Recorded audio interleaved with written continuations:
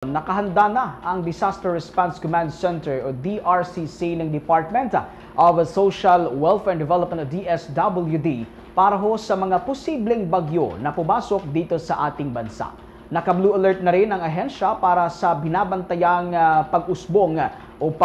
maaring pagbuo nitong low pressure area na namataan ho sa katubigan ng bansa. Ayon kay Department of Social Welfare and Development Assistant Secretary Irene Dumlao, alinsunod sa utos ng National Disaster Risk Reduction and Management Council o NDRRMC, ang Disaster Response Command Center o DRCC ng naturang ahensya ay ganap nang naka-activate upang subaybayan o i-monitor at paghandaan ang anumang posibleng epekto ng lagay ng panahon sa iba't ibang bahagi ng bansa. Nakapreposisyon na ang halos 3 milyong kahon ng family food packs at mahigit 360,000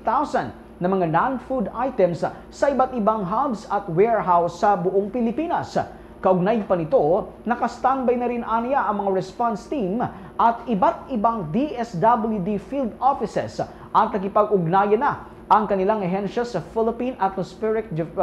Geophysical and Astronomical Service Administrasyon o State Weather Bureau at NDRRMC at mga lokal na pamahalaan sa bansa. Sa kaugnay nito, pinaalalahanan naman ng ahensya ang publiko na manatiling mapagmatsyag at subaybayan ang mga anunsyo mula sa mga lokal na otoridad.